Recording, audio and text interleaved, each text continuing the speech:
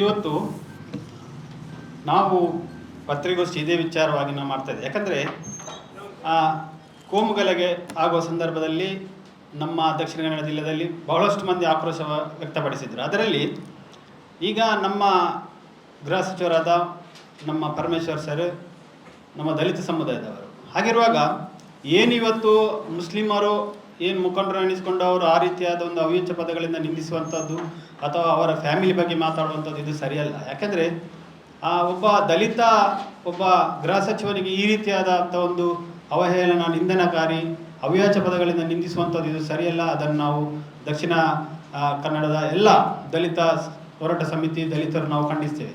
ಹಾಗಿರುವಾಗ ಬಹುಶಃ ನಮಗೆ ಅನೇಕ ರೀತಿಯ ಕಾರ್ಯಗಳು ಬಂತು. ಯಾಕಂದರೆ ಇದು ಯಾಕೆ ನೀವು ಖಂಡಿಸ್ತಿಲ್ಲ, ಇದು ನಮ್ಮೊಬ್ಬ ಗೃಹ ಸಚಿವರು ದಲಿತ ಸಮುದಾಯದ ಗೃಹ ಸಚಿವರ ಬಗ್ಗೆ ಈ ರೀತಿ ಕೇವಲವಾಗಿ ಮಾತಾಡ್ತಿದ್ದಾರೆ ಅಲ್ಲಿ ಏನು ಮುಸ್ಲಿಂ ಮುಖಂಡರು, ಅದನ್ನು ನಾವು ಖಂಡಿಸುವಂಥ ಕೆಲಸಗಳನ್ನು ನೀವು ಯಾಕೆ ಮಾಡಲಿಲ್ಲ ಅಂತ ನಮಗೆ ಸಂಘಕ್ಕೆ ಅನೇಕ ರೀತಿಯ ದೂರುಗಳು ಬಂದವು. ಆದ್ದರಿಂದ ಏನು ಇವತ್ತು ಇಂತಹ ದುರ್ನಡತೆ ಉಳ್ಳವರನ್ನು ಕೂಡಲೇ ಬಂಧಿಸಬೇಕು, ಅವರ ವಿರುದ್ಧ ಶಿಸ್ತು ಕ್ರಮ, ಅದೇ ರೀತಿ ಅಟ್ರಾಸಿಟಿ ಕೇಸ್ ಬುಕ್ ಮಾಡಬೇಕು ಅವನ ವೇಳೆಗೆ. ಯಾಕಂದರೆ ಇದು ವಾಯ್ಸ್ ರೆಕಾರ್ಡ್ ಇವತ್ತು ಮಂಗಳೂರಾದ್ಯಂತ ಫುಲ್ಲು ವೈರಲ್ ಆಗಿದೆ. ಅದೇ ರೀತಿ ಇಡೀ ರಾಜ್ಯಾದ್ಯಂತ ಈ ಒಂದು ವಾಯ್ಸ್ ಮೆಸೇಜ್ ಹೋಗಿದೆ. ಹಾಗಿರುವಾಗ ಯಾರು ಇದು ಉದ್ದೇಶಪೂರ್ವಕವಾಗಿ ಮಾಡುವಂತಹ ಒಂದು ಕೃತ್ಯಗಳನ್ನು ಏನಿವತ್ತು ಹೊಸ ಕಮಿಷನರ್ ಬಂದಿದ್ದಾರೆ, ನಾವು ಅವರನ್ನು ಅಭಿನಂದಿಸ್ತೇವೆ. ಯಾಕಂದರೆ ಈಗಾಗಲೇ ಎಲ್ಲ ಹತೋಟಿಗೆ ತಂದಿದ್ದಾರೆ ಇಲ್ಲಿನ ವ್ಯವಸ್ಥೆಯನ್ನು. ಆದರೂ ಕೂಡ ಇಂತಹ ಒಂದು ಕಿಡಿಗೇಡಿಗಳನ್ನು ಮಟ್ಟಾಕಲಿಕ್ಕೆ ಸಹ ಅವರೊಂದು ಖಂಡಿತವಾಗಿ ಕೆಲಸ ಮಾಡ್ತಾರೆ ಎಂಬ ಆಶಾಭಾವ ನಮ್ಮಲ್ಲಿದೆ. ಆದ್ದರಿಂದ ಏನಿವತ್ತು ಪರಮೇಶ್ವರ್ ಬಗ್ಗೆ ಲಘುವಾಗಿ ಮಾತಾಡಿದ್ದೇವೆ, ಅದನ್ನು ನಾವೆಲ್ಲ ಮುಖಂಡರು ಇವತ್ತು ದಲಿತ ಸಮುದಾಯವರು ಖಂಡಿತವಾಗಿ ಖಂಡಿಸ್ತೇವೆ. ಯಾಕಂದರೆ ಒಬ್ಬ ದಲಿತ ಸಚಿವನಿಗೆ ಈ ರೀತಿಯಾದಂಥ ಅವ್ಯಾಚ್ಯ ಪದಗಳನ್ನು ನಿಂದಿಸುವುದು ಸರಿಯಲ್ಲ. ಅದೇ ರೀತಿ ಅವರು ತಿಳಿದ ಮಟ್ಟಿಗೆ ಇವತ್ತು ಒಬ್ಬ ಗೃಹ ಸಚಿವ ಇವರ ಅನತ್ಯಂತ ಕೆಲಸ ಮಾಡಬೇಕಂತ ಏನಿಲ್ಲ, ಅವರಿಗೆ ಗೊತ್ತಿದೆ ಎಲ್ಲ ಏನು ಯಾವ ರೀತಿಯಿಂದ ಕೆಲಸ ಮಾಡಬೇಕಂತೇಳಿ. ಹಾಗೆ ಇವತ್ತು ನೀವು ಅವರ ಬಗ್ಗೆ ತಿಳಿದಿರ್ಬೋದು. ಡಾಕ್ಟರ್ ಪರಮೇಶ್ವರ್ ಅವರು ದೊಡ್ಡ ಒಂದು ವಿದ್ಯಾಲಯವನ್ನು ಸಂಸ್ಥೆಯನ್ನು ನಡೆಸಿದ್ದಾರೆ. ಹಾಗಿರುವಾಗ ಅಂತಹ ಒಂದು ಒಳ್ಳೆಯ ಒಂದು ಸಚಿವನನ್ನು ಈ ರೀತಿಯಾಗಿ ಇವರ ಸ್ವಾರ್ಥಕ್ಕೋಸ್ಕರ ಹೇಳ್ಕೊಂಡು ಅವರ ಫ್ಯಾಮಿಲಿ ಬಗ್ಗೆ ಕೆಟ್ಟದಾಗಿ ಬೈಕೊಂಡು ನಾವು ಸುಮ್ಮನೆ ಇರಕ್ಕೆ ಸಾಧ್ಯ ಇಲ್ಲ. ಅದರಿಂದ ಮುಂದಿನ ದಿನಗಳಲ್ಲಿ ಖಂಡಿತ ಇಂತಹ ದುರ್ನಡತೆ ಮುಂದೆ ಆದರೆ ಖಂಡಿತವಾಗಿ ನಾವು ಅದರ ಬೀಳ್ತಿಗೆ ಇಳಿದು ನಾವು ಇಡೀ ರಾಜ್ಯದಂತ ಹೋರಾಟ ಮಾಡಲಿಕ್ಕೆ ನಾವು ಸಿದ್ಧರಿದ್ದೇವೆ. ಅದೇ ರೀತಿ ಈಗ ನಮ್ಮ ಹೆಚ್ಚಿನ ವಿಚಾರವನ್ನು ನಮ್ಮ ಮುಖಂಡರಾದ ಎಸ್ ಪಿ ಆನಂದರವರು ಮಾತಾಡ್ತಾರೆ.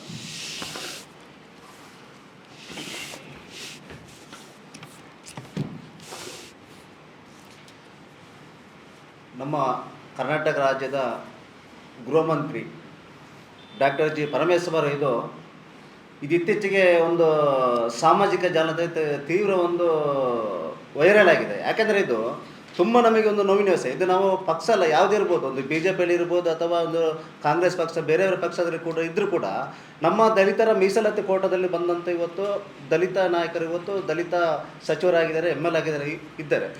ಆದರೂ ಕೂಡ ಒಂದು ಸಂವಿಧಾನದ ಅಡಿಯಲ್ಲಿ ಒಬ್ಬ ಒಂದು ಮಿನಿಸ್ಟ್ರು ಇವತ್ತು, ಯಾಕಂದರೆ ಅವರಿಗೊಂದು ಸ್ಥಾನಮಾನ ಇದೆ, ಅವರಿಗೊಂದು ಗೌರವ ಇದೆ. ಹೀಗಿರುವಾಗ ಅವ್ರನ್ನ ಅವಹೇಳನ ಮಾಡೋದು, ನಿಂದನೆ ಮಾಡೋದು, ಮತ್ತು ಅವರ ಮಗಳಾದ ಅವರ ಪರಮೇಶ್ವರ ಮಗಳಿದೆ ಅವಳ ಒಂದು ಅವಹೇಳನ ನಿಂದನೆ ಮಾಡೋದು ನಿಮಗೆ ನಾವೀಗ ಈಗ ಇದರ ವೈರಲ್ ಮಾಡಿದ ವಾಟ್ಸಪ್ಪಲ್ಲಿ ನಿಮಗೆ ಹೇಳಿದ್ದೀವಿ. ಯಾಕಂದರೆ ಇದು ನೈಜವಾದಂಥ ಘಟನೆ. ಇದು ಆ ಥರ ಒಂದು ಮಗಳಿಗೆ ಒಂದು ನಿಂದನೆ ಮಾಡುವಂಥದ್ದು ಮತ್ತು ಅವರಿಗೆ ಸೊಂಟದ ಕೆಳಗಡೆ ನಮ್ಮ ಪದಗಳನ್ನು ಉಪಯೋಗಿಸಿ ಈ ಥರ ಮಾಡೋದು ಸರಿಯಲ್ಲ. ಇದು ಸಮಾಜಕ್ಕೆ ಒಂದು ಕೆಟ್ಟ ಸಂದೇಶ.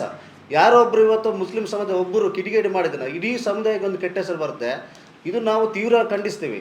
ಇವತ್ತು ಮುಸ್ಲಿಮ್ ಅಲ್ಲ, ಯಾರು ಮಾಡಿದರೂ ಕೂಡ ಇದು ತಪ್ಪೆ. ಯಾಕಂದರೆ ಒಬ್ಬ ಮಿನಿಸ್ಟ್ರಿಗೆ ಅವರಿಗೊಂದು ಅಷ್ಟೊಂದು ಸಂವಿಧಾನ ಅಡಿಯಲ್ಲಿ ಅಷ್ಟೊಂದು ಘನತೆ ಗೌರವ ಇದೆ. ಅದನ್ನು ಕುಗ್ಗಿಸುವಂಥ ಅಂದರೆ ಇವತ್ತು ನಮ್ಮ ಒಂದು ದಲಿತ ಸಮುದಾಯದಂಥ ಒಬ್ಬರೊಬ್ಬರು ಮಂತ್ರಿ ಆಗಿರೋದು ಅದು ಕುಗ್ಗಿಸುವಂಥ ಕೆಲಸ. ಹೀಗಿರುವಾಗ ಅದನ್ನು ಆ ರೀತಿ ಪದಗಳನ್ನು ಬಳಸಿ ಇವತ್ತು ರಾಜಾರೋಷವಾಗಿ ಮಾತಾಡಂದರೆ ಅವರ ಒಳಗಡೆ ಎಷ್ಟೊಂದು ಇರ್ಬೋದು. ಹಾಗಾದರೆ ದಲಿತರ ಮೇಲೆ ಇವರಿಗೆ ಎಷ್ಟೊಂದು ನಾಯಕರ ಮೇಲೆ ಎಷ್ಟೊಂದು ಅವರಿಗೆ ಕಾಲೇಜಿದ್ದೆ ಅಥವಾ ಅವರಿಗೆ ಮತ್ಸರ ಇರ್ಬೋದು, ಇದರಲ್ಲಿ ಗೊತ್ತಾಗುತ್ತೆ. ಇದು ನಾವು ಇಲ್ಲಿಗೆ ಬಿಡುವುದಿಲ್ಲ. ಯಾಕಂದರೆ ಈಗಾಗಲೇ ನಾವು ಪತ್ರಿಕೋಷ್ಠಿ ಮಾಡಿ ಈಗ ಪೊಲೀಸ್ ಕಮಿಷನರ್ ಸುಮಾರು ಒಂದು 15-20 ಜನ ನಿಯೋಗಕ್ಕೆ ಅವರಿಗೆ ಮನವಿ ಕೊಟ್ಟು ಕೂಡಲೇ ಅಟ್ರಾಸಿಟಿ ಕೇಸ್ ದಾಖಲೆ ಮಾಡಿ ಮತ್ತು ಕ್ರಿಮಿನಲ್ ಕೇಸ್ ಮೇಲೆ ಬಂಧಿಸಬೇಕಂತ ನಾವು ಈಗ ಒತ್ತಾಯ ಮಾಡ್ತೇವೆ. ಒಂದು ವೇಳೆ ಅವರು ಕೇಸ್ ದಾಖಲೆ ಮಾಡದಿದ್ದರೆ ಅಥವಾ ಇದು ಬಂಧನ ಮಾಡಿಲ್ಲದ್ರೆ ಅತಿ ಶೀಘ್ರದಲ್ಲಿ ಕೂಡ ನಾವು ಬೀದಿಗಿಳಿದು ಹೋರಾಟ ಮಾಡ್ತೀವಿ. ಇದು ನಾವು ರಾಜ್ಯ ಮಟ್ಟ ಕೂಡ ಕೊಂಡೋಗ್ತೀವಿ ಅಂತ ಈಗಾಗಲೇ ನಾವೊಂದು ತೀರ್ಮಾನ ಮಾಡಿದ್ವಿ. ಖಂಡಿತ ಮುಂದಿನ ದಿನಗಳು ನಾವೀಗ ಅತಿ ಶೀಘ್ರದಲ್ಲಿ ಕೂಡ ಒಂದು ರಾಜ್ಯ ಮಟ್ಟಕ್ಕೆ ಹೋಗಿ ನಿಯೋಗವನ್ನು ಕೂಡ ಅಲ್ಲಿ ಗೃಹ ಮಂತ್ರಿ ಇದ್ದಾರೆ ಮತ್ತು ರಾಜ್ಯದ ಮುಖ್ಯಮಂತ್ರಿ ಸಿದ್ದರಾಮಯ್ಯ ಕೂಡ ಗಮನ ತರಲಿಕ್ಕೆ ನಾವು ಕೂಡ ಬಯಸ್ತಿದ್ದೇವೆ. ಯಾಕಂದರೆ ಇದು ಬಿಡಬಾರ್ದು. ಯಾಕಂದರೆ ಇಲ್ಲಿ ತಮಗೆ ಗೊತ್ತಿದೆ, ಯಾಕೆ ಪತ್ರಿಕೆ ಮಾಧ್ಯಮ ಗೊತ್ತಿದೆ. ಯಾಕಂದರೆ ಇವತ್ತು ನಾವು ಹೋಮದೇಶದಿಂದ ಹಲವಾರು ರೀತಿ ಎಷ್ಟೋ ಒಂದು ಇವತ್ತು ಮರ್ಡರ್ ಆಗಿದೆ, ಬೇರೆ ಬೇರೆ ಚಿತ್ರಹಿಂಸೆ ಕಿರುಕುಳಾಗಿದೆ. ಈ ಥರ ಆಗಬಾರ್ದು. ಯಾಕಂದರೆ ಎಲ್ಲ ಸಮಾಜದವರು ಇವತ್ತು ಶಾಂತಿಯಿಂದ ನೆಮ್ಮದಿಯಿಂದ ಬದುಕುವಂಥ ಒಂದು ದಕ್ಷಿಣ ಕನ್ನಡ ಜಿಲ್ಲೆ ಇವತ್ತು ಬುದ್ಧಿವಂತರ ಜಿಲ್ಲೆ ಅಂತ ನಾವು ಹೇಳ್ತೀವಿ. ಇವತ್ತು ಎಲ್ಲ ರಂಗದಲ್ಲಿ ಎಲ್ಲ ಸಮಾಜದಲ್ಲಿ ಕೂಡ ರಾಷ್ಟ್ರ ಮಟ್ಟದಲ್ಲಿ ಗಮನ ಸೆಳೆದಂಥ ದಕ್ಷಿಣ ಬುದ್ಧಿವಂತರ ಜಿಲ್ಲೆ. ಶಿಕ್ಷಣದಲ್ಲಿ ಇರ್ಬೋದು, ಉದ್ಯೋಗದಲ್ಲಿರ್ಬೋದು, ಸಾಂಸ್ಕೃತಿಕ ಬೇರೆ ಬೇರೆ ರೀತಿಯಲ್ಲಿ ಕೂಡ ನಾವೊಂದು ರಾಷ್ಟ್ರ ಮಟ್ಟದಲ್ಲಿ ದಕ್ಷಿಣ ಒಂದು ಎಲ್ಲ ಸಮಾಜದಲ್ಲಿ ಕೂಡ ಮುಂದೆ ಬಂದವರು. ಹೀಗಿರುವಾಗ ಯಾರೋ ಒಬ್ಬರಿಂದ ಕಿಡಿಗೇಡಿಗಳಿಂದ ಕೆಟ್ಟ ಹೆಸರು ಬರೋದಕ್ಕೆ ನಾವು ಕೂಡ ಅದನ್ನು ವಿರೋಧ ಮಾಡ್ತೀವಿ, ಖಂಡಿಸ್ತೇವೆ. ಈಗಾಗಲೇ ತಮಗೆ ಗೊತ್ತಿರೋ ಈಗಾಗಲೇ 36 ಜನ ದಕ್ಷಿಣ ಜಿಲ್ಲೆಯಲ್ಲಿ ಗಡಿಪಾರು ಮಾಡಲಿಕ್ಕೆ ಈಗ ತಯಾರು ನಡೀತಾ ಇದೆ. ಮುಂದಿನ ದಿನದಲ್ಲಿ ಪೊಲೀಸ್ ಕಮಿಷನ್ ಲಿಮಿಟಲ್ಲಿ ಕೂಡ ಆಗುವಂಥ ಒಂದಿದೆ. ಅದು ಕೂಡ ಖಂಡಿತ ನಾವು ಕೂಡ ಅಂಥದ್ದು ವಿಷಯವನ್ನು ಕೂಡ ನಾವು ಮಾಡಬೇಕು. ಯಾಕಂದರೆ ಇನ್ನು ಮುಂದಕ್ಕೆ ಆ ಥರ ಆಗಬಾರ್ದು ಕೋಮುಗಲಭೆ. ಯಾಕಂದರೆ ನಮ್ಮ ಮಕ್ಕಳು ಭವಿಷ್ಯ ಹಾಳಾಗ್ತಾ ಇದರಿಂದ ಮತ್ತು ಬೇರೆ ಬೇರೆ ನಾವು ಕೂಲಿ ಕೆಲಸ ಮಾಡೋರಿಗೆ ಕೂಡ ತೊಂದರೆ ಆಗ್ತದೆ. ಸಾಯೋದಿಲ್ಲ ಯಾರು ಶ್ರೀಮಂತರ ಮಕ್ಕಳು ನಿಮ್ಗೆ ತಮಗೆ ಗೊತ್ತಿದೆ, ಶ್ರೀಮಂತರ ಮಕ್ಕಳು ಇಲ್ಲಿ ಸಾಯೋದಿಲ್ಲ, ಅಥವಾ ರಾಜ್ಯಕ್ಕೆ ಅವರ ಮಕ್ಕಳು ಸಾಯೋದಿಲ್ಲ, ML ಅವರ ಸಾಯೋದಿಲ್ಲ, ಅಥವಾ ಮಿನಿಸ್ಟರ್ ಮಕ್ಕಳು ಯಾರು ಸಾಯೋದು ನಮ್ಮಂಥ ಕೂಲಿ ಕೆಲಸ ಮಾಡೋ ಬಡವರು ಇವತ್ತು ಸಾಯೋದು. ಅದಕ್ಕೆ ಒಂದು ಕಡಿಮೆಯನ್ನು ಹಾಕಲಿಕ್ಕೆ ಖಂಡಿತವಾಗಿ ಒಂದು ಸರ್ಕಾರ ಒಂದು ದಿಟ್ಟ ಒಳ್ಳೆ ನಿರ್ಧಾರ ಮಾಡಿದೆ. ಇದು ಕೂಡ ನಾವು ಬೆಂಬಲಿಸ್ತೇವೆ. ಆದರೂ ಇಂಥ ಸನ್ನಿವೇಶದಲ್ಲಿ ಇಂಥೊಂದು ಕೆಟ್ಟ ಹೆಸರು ತರುವುದು ಸರಿಯಲ್ಲ. ಅವ್ರ ಮೇಲೆ ಕೂಡಲೇ ನಾವು ಆ್ಯಕ್ಷನ್ ಆಗಬೇಕಂತ ಈ ಮೂಲಕ ಪತ್ರಿಕೆ ಮೂಲಕ ನಾವು ಒತ್ತಾಯ ಮಾಡ್ತಿದ್ದೀವಿ. ಏನಾದರೂ ಪ್ರಶ್ನೆ ಇದ್ದರೆ ಕೇಳ್ಬೋದು. ನಮಗೆ ಗೊತ್ತಿಲ್ಲ, ಈಗಾಗಲೇ ತನಿಖೆ ಮಾಡಿಸ್ತೀವಿ, ನಮಗೆ ಹೆಸರು ಗೊತ್ತಿಲ್ಲ. ಈಗ ನಾವು ಬಂದಿದೆ ಸರ್ ಎಲ್ಲ ಗ್ರೂಪೆಲ್ಲ ವೈರಲ್ ಇದೆ. ವ್ಯಕ್ತಿ ಗೊತ್ತಾಗಲಿಲ್ಲ, ಹೆಸರು ಗೊತ್ತಾಗಲಿಲ್ಲ ನಮಗೆ. ಒಬ್ಬರಿಂದ ಒಬ್ಬರು ಪಾಸ್ ಈಗ ನಾವೀಗ ಪೊಲೀಸ್ ಕಂಪ್ಲೇಂಟ್ ತನಿಖೆಯಲ್ಲಿ ಗೊತ್ತಾಗುತ್ತೆ, ಅವ್ರದ್ದು ಅಡ್ರೆಸ್ ಮತ್ತು ಮೊಬೈಲ್ ನಂಬರ್ ಗೊತ್ತಾಗುತ್ತೆ ಏನಂತ. ಈಗ ಹೋಗ್ತಿದ್ದೀವಿ, ಈಗ ಪತ್ರಿಕೋಷ್ಠಿ ಮಾಡಿ ಈಗ ಹೋಗ್ತಿದ್ದೀವಿ ಪೊಲೀಸ್ ಕಮಿಷನ್. ಈಗ ನೀವೇ ಹೋಗ್ತಿದ್ದೀವಿ.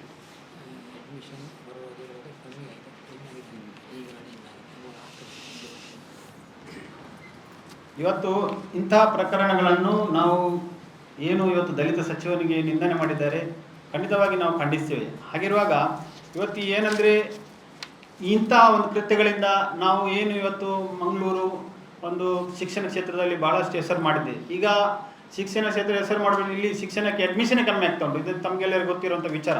ಆದ್ದರಿಂದ ಇವತ್ತು ಮುಸ್ಲಿಂ ಮುಖಂಡರುಗಳು ಇದನ್ನು ಸ್ವಲ್ಪ ಗಂಭೀರವಾಗಿ ಪರಿಗಣಿಸಬೇಕು. ಯಾರು ಇಂತಹ ಉದ್ದಟತನದಲ್ಲಿ ಹೇಳಿಕೆಯನ್ನು ಕೊಡ್ತಾರೆ, ಅದು ಕೂಡ ವಾಟ್ಸಪ್ಪಲ್ಲಿ ರೆಕಾರ್ಡ್ ಮಾಡಿಕೊಂಡು ಅವನ ಒಂದು ಪ್ರಚಾರಕ್ಕಾಗಿ ಮಾಡಿದ್ದಾನೆ, ಇದರಿಂದ ನಾವು ಅದನ್ನು ಖಂಡಿಸ್ತೇವೆ. ಇವತ್ತು ಇಡೀ ರಾಜ್ಯದ ದಲಿತ ಸಮುದಾಯಕ್ಕೆ ನೋವಾಗಿದೆ. ಯಾಕಂದರೆ ನಮ್ಮ ನಾಯಕರು ಯಾವ ಪಕ್ಷದಲ್ಲಿ ಇರಲಿ ನಾವು ಅವರನ್ನು ಖಂಡಿತವಾಗಿ ನಾವು ಬೆಂಬಲಿಸ್ತೇವೆ. ಯಾಕಂದರೆ ಇವತ್ತು ರಾಜಕೀಯವಾಗಿ ನಾವು ಯಾವುದೇ ರೀತಿಯ ಪಕ್ಷಕ್ಕೆ ಬೆಂಬಲವಾಗಿ ನಿಂತಿಲ್ಲ. ನಾವು ಇವತ್ತು ದಲಿತರ ಪರವಾಗಿ, ನಾವು ದಲಿತರು. ಆದ್ದರಿಂದ ಏನು ಪರಮೇಶ್ವರ್ ಇವತ್ತು ಅಷ್ಟು ದೊಡ್ಡ ಹುದ್ದೆಗೆ ಹೋದರೂ ಕೂಡ ಅವರು ಇವತ್ತೇನು ಸ್ಪರ್ಶ ಆಗುವುದಿಲ್ಲ, ಅವರ ಅಸ್ಪೃಶ್ಯವೇ. ಯಾಕಂದರೆ ಅವರು ಕೂಡ ಒಂದು ಸಭೆಯಲ್ಲಿ ಹೇಳಿದ್ದಾರೆ, ನಾನು ಇಷ್ಟು ದೊಡ್ಡ ಸಂಸ್ಥೆಯಲ್ಲಿ ಇದ್ದರೂ ಕೂಡ ನಾನು ಕೂಡ ಇವತ್ತು ಅಸ್ಪೃಶ್ಯನೇ. ಯಾಕಂದರೆ ಕೆಲವು ಸಂದರ್ಭದಲ್ಲಿ ಮಾನಸಿಕವಾಗಿ ಅವರನ್ನು ಅಸ್ಪೃಶ್ಯ ಮಾಡ್ತಾರೆ. ಆದ್ದರಿಂದ ನಾವು ಇವತ್ತೇನು ಗಮನಿಸಬೇಕಾದ ವಿಚಾರ ಏನಂದರೆ, ಇಂಥ ಒಂದು ನಮ್ಮ ಸಚಿವರುಗಳಿರ್ಬೋದು, ನಮ್ಮ ಮುಖಂಡರುಗಳಿಗೆ ಯಾರು ಕೂಡ ನಿಂದನೆ ಮಾಡಿದರೆ ಖಂಡಿತವಾಗಿ ನಾವು ಇವತ್ತು ದಲಿತರು ಒಗ್ಗಟ್ಟಾಗಿ ಅದನ್ನು ಖಂಡಿಸ್ತೇವೆ. ಅದರಿಂದ ಏನು ಇವತ್ತು ಇಂಥ ಪ್ರಕರಣ ಆಗಿದೆ, ಯಾರು ಅದನ್ನು ಮಾಡಿದ್ದಾನೆ ಕಿಡಿಗೇಡಿ ಅವನನ್ನು ಕೂಡಲೇ ಬಂಧಿಸಬೇಕು, ಅವನ ಮೇಲೆ ಅಟ್ರಾಸಿಟಿ ಆಗಬೇಕು, ಕೇಸ್ ದಾಖಲಿಸಬೇಕು. ಅನಂತರ ಏನು ಇವತ್ತು ಹೊಸ ಕಮಿಷನರ್ ಇದ್ದಾರೆ, ಖಂಡಿತವಾಗಿ ನಾವು ಅವರಿಗೆ ಸಂಬಂಧಪಟ್ಟ ಏನು ವಿಡಿಯೋ ಅದು ವಾಯ್ಸ್ ಆಡಿಯೋವನ್ನು ಖಂಡಿತವಾಗಿ ನಾವು ಕೊಡ್ತೇವೆ. ಖಂಡಿತವಾಗಿ ಅವರ ಮೇಲೆ ಒಂದು ನಂಬಿಕೆ ಇದೆ, ಏನು ದುಷ್ಕರ್ಮಿ ಯಾರಿದ್ದಾರೋ ಅವರನ್ನು ಬಂಧಿಸುವಂಥ ಕೆಲಸ ಆಗಬೇಕು. ಇದೇ ರೀತಿ ಅನೇಕ ಮಂದಿ ಪೋಸ್ಟ್ಗಳನ್ನು ಹಾಕಿದ್ದಾರೆ, ನಾವೆಲ್ಲರನ್ನು ಹೇಳ್ತೇವೆ. ಯಾಕಂದರೆ ಇದು ಅವರ ಫ್ಯಾಮಿಲಿ ಸಹ ಹೇಳ್ತದಂತಿದ್ದಾರೆ. ಅದರಿಂದ ಅದು ಸರಿಯಲ್ಲ. ಏನು ಇವತ್ತು ಮಗಳಿರ್ಬೋದು, ಅವರ ಕುಟುಂಬಸ್ಥರ ಅವ್ರಿಗೆ ಇವತ್ತು ಈ ಆಡಿಯೋಗಳೆಲ್ಲ ಸಿಕ್ಕಿದ್ರೆ ಅವರ ಮನಸ್ಸಲ್ಲಿ ಎಷ್ಟು ನೋವು ಇರ್ಬೋದು. ಯಾಕಂದರೆ ಮುಕ್ತವಾಗಿ ಅವಳಿಗೆ ಹೇಳಲಿಕ್ಕೆ ಬರುತ್ತೆ, ಅವರನ್ನು ಉನ್ನತ ಸ್ಥಾನದಲ್ಲಿದ್ದಾರೆ. ಹಾಗಿರುವಾಗ ನಾವು ನಮ್ಮನ್ನು ನಾಯಕರನ್ನು ಖಂಡಿತವಾಗಿ ಬಿಟ್ಟುಕೊಡುವಂಥ ಪ್ರಶ್ನೆ ಇಲ್ಲ. ಮುಂದಿನ ದಿನಗಳಲ್ಲಿ ಖಂಡಿತವಾಗಿ ನಾವು ಬೀದಿಗಿಳಿದು ಹೋರಾಟ ಮಾಡ್ತೇವೆ. ಇವತ್ತಿನ ಕರ್ನಾಟಕ ದಲಿತ ಹೋರಾಟ ಸಮಿತಿಯ ಒಂದು ಪತ್ರಿಕಾಗೋಷ್ಠಿಗೆ ಭಾಗವಹಿಸಿದ ಎಲ್ಲ ಪತ್ರಿಕಾ ಮಾಧ್ಯಮ ಇರ್ಬೋದು, ಟಿವಿ ಮಾಧ್ಯಮ ಮಿತ್ರರು ಇರ್ಬೋದು, ಅದೇ ರೀತಿ ಎಲ್ಲ ನ್ಯೂಸ್ ಚಾನೆಲ್ ಮಿತ್ರರಿಗೆ ನಾನು ಧನ್ಯವಾದ ಸಲ್ಲಿಸ್ತೇನೆ. ಅದೇ ರೀತಿ ನಮ್ಮ ಎಲ್ಲ ಮುಖಂಡರು ಭಾಗವಹಿಸಿದ್ದಕ್ಕೆ ಧನ್ಯವಾದ ಸಲ್ಲಿಸ್ತೇನೆ. ಧನ್ಯವಾದಗಳು.